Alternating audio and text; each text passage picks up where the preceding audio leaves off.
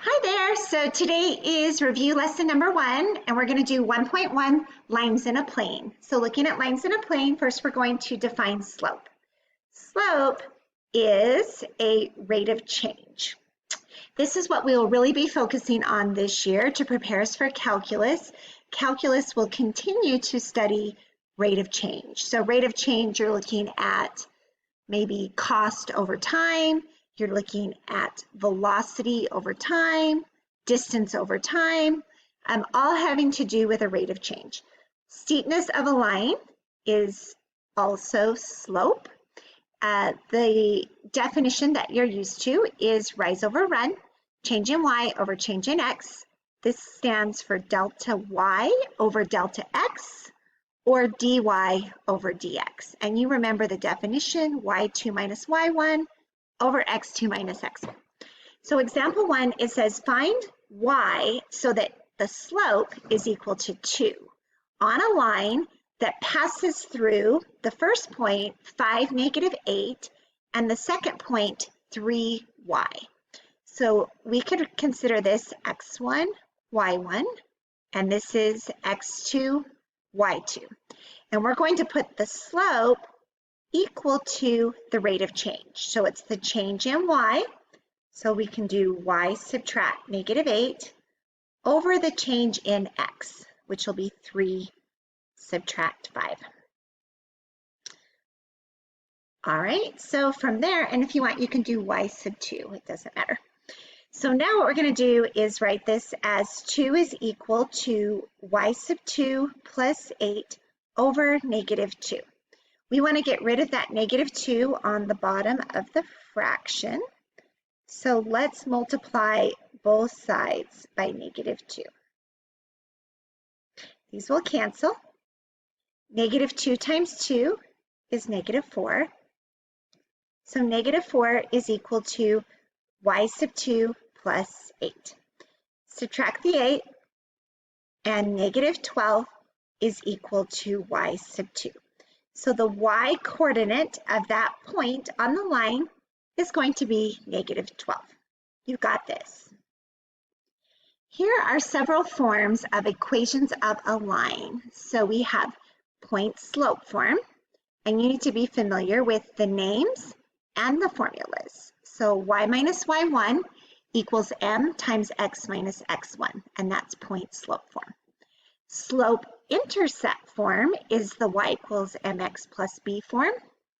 Standard form is going to be ax plus by equals c.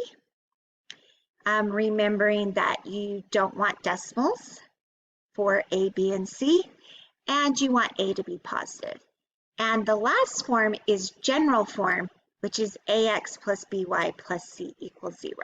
Make sure you know the different forms, so on a test, if I ask you for point slope form, you use the proper form to get the full points. So as these are review questions, you are welcome to do these problems all on your own, and then just watch the video on the ones that you miss or ones that you need help on. So let's look at example 2. Write an equation of a line that passes through the 2 points in general form. So hopefully you remember what general form is. So general form, we're going to be looking at ax plus by plus c equals 0. Here we have x1, y1, and x2, y2. So we're going to use the slope and one of the given points to write the equation in point slope form first. So we have y minus y1, let's use 3, is equal to the slope times x minus x1, which is going to be minus a minus, which is plus 1. Now we're going to need to find the slope, so let's quickly come over here and find the slope. Change in y, so 4 subtract 3, over the change in x, negative 5, minus 1. So this gives us 1 over 4, negative. All right, so the slope is negative 1/4. So this will give me y minus 3 is equal to negative 1/4 times x plus 1. If the question had asked me for point slope form, I would be completely done, but it asked for general form. So general form, we don't want any fractions. So one quick way that we can just knock out those fractions, or at least this fraction right here, is to multiply both sides by negative 4. Make sure you multiply this entire expression by negative 4. So this is going to give us negative 4y plus 12 is equal to, the two negatives are going to cancel, and that will give us positive 1 times x plus 1. Well, that will make it really easy. So now all we have to do is get everything together, the x's, the y's, and the constant number. So because we want a to stay positive, we are going to add the 4y over here and also subtract the 12. So now 0 is equal to, and again, 1 times x and 1 times 1 is 1, so I don't have to worry about that 1. So now I have x plus 4, y, subtract 11, and that is the general form of the equation. You're going to want to box or highlight your answer. Ta-da! Example 3 is graph the line 4x subtract 3y equals 12. We're going to do this by intercepts. So we'll start with 4x subtract 3, and in place of y, I'm going to plug in 0. And this is going to give me the x-intercept. 4x is equal to 12, and so x is equal to 3. Therefore, x is 3 when y is 0. 0 is what I plugged in for y, and the x-intercept is right here at 3, 0. Now let's find the y-intercept. To find the y-intercept, we're going to plug in 0 for x. So 4 times 0, subtract 3y is equal to 12. Divide by negative 3, and y is equal to negative 4. The y-intercept then, when I put in 0 for x, I get negative 4 for y. 0, 1, 2, 3, 4. And then let me see if I know how to figure out how to draw a line on here. After you graph the intercepts, you graph the line. So there's my line, kind of. Anyway, you got the point. I'm learning how to do this still, but I would think I need arrows on my line. Okay, so there's example number 3. Just a reminder, the slope of a horizontal line is always 0. I think of cross-country skiing, you're going on no slope and you're just pushing straight across. The slope of a vertical line is impossible, which is undefined. I always think of a skier on a cliff. So here's my dude right here. Oh, come on, dude. And this guy is skiing, but he can't ski a cliff, so he would crash. That is impossible. So slope of a vertical line, here's vertical, is undefined. Write an equation of a line that passes through these 2 points. Well, on the coordinate plane, if I were to go right 2 and up 4, and right 2 and up 1, you can see those 2 points are on a vertical line. And a vertical line has a slope of undefined.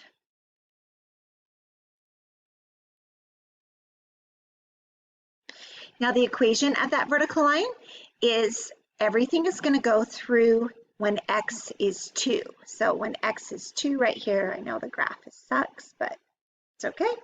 So when x is 2, we know x will always be 2 as we move up and down this line. Okay, parallel lines and perpendicular lines. Just a quick reminder, parallel lines have the same slope. Perpendicular lines have opposite reciprocal slopes. So quick 2 examples on that. If the lines are parallel, so you've got a parallel slope, it would be something like y equals 2x plus 5 and y equals 2x minus 3. And you can see here that the slopes are exactly the same. If we are looking at perpendicular lines, just a quick reminder, perpendicular lines, which is this upside down T, we'll be looking at something like y equals 2x plus 5 and y equals, you take the slope, you change the sign, so it's negative, and then you also take the reciprocal, so negative 1/2 x minus 3. So that's parallel and perpendicular. Example 5 says, write an equation of a line that's parallel and perpendicular to 4x plus 3y equals 24. Sorry, you can't see that, so I'll erase this so you can see the problem. That passes through this point.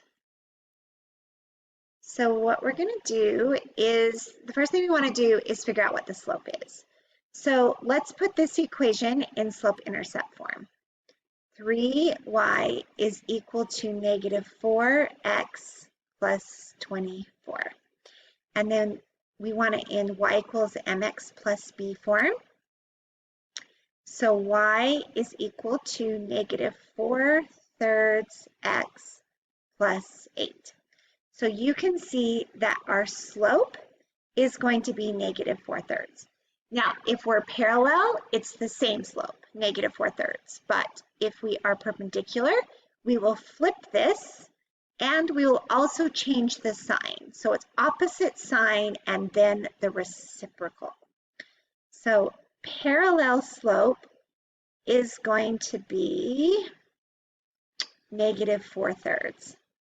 And perpendicular slope is going to be 3/4. So let's go ahead and write the equation. Now, it doesn't say whether they want the equation in what form. So I recommend let's use point slope form, because point slope form is easy. We just plug in a point and the slope and we're done. No extra math after that. So that's going to be the easiest when they don't give us the form. So we'll do y minus y1. Whoopsies. Here we go. Y minus y1. So here's x1, y1. So y minus negative 2/3. So notice that's going to be plus, is equal to that beautiful slope of negative 4/3. And then we have x minus x1. So x subtract 1/2. And I love it because I am done. I've got all those fractions. Who cares?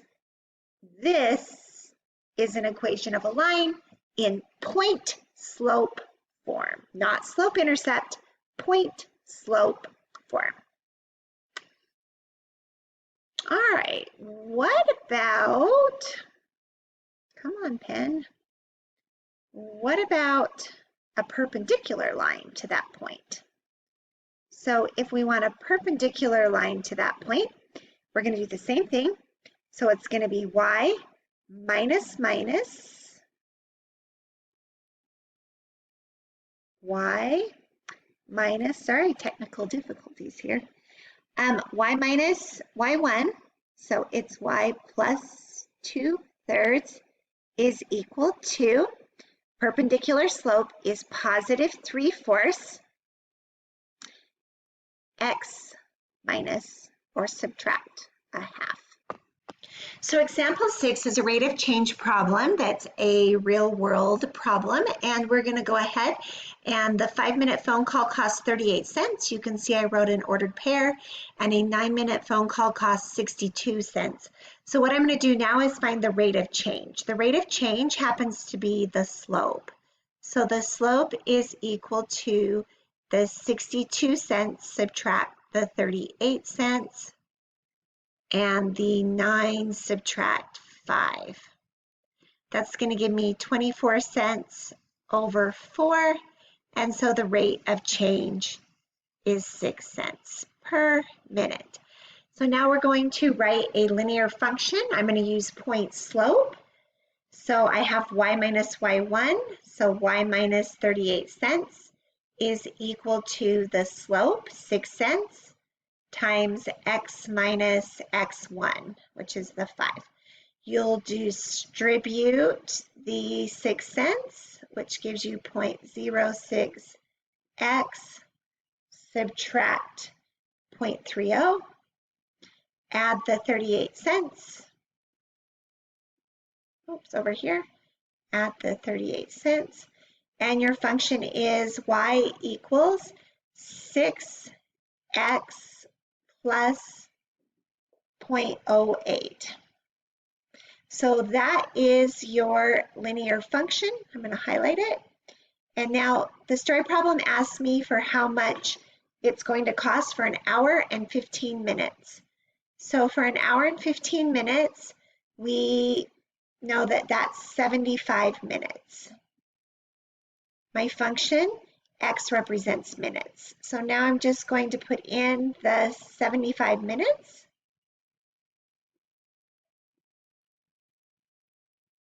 And the total cost of the cell phone bill is $4.58. Okay, I hope that helped. Don't forget to answer the reflection question. Explain why the slope of a horizontal line is 0, cross-country skiing, and the slope of a vertical line is undefined, graphically, and also explain why using the definition of slope, y2 minus y1 over x2 minus x1. So please answer that question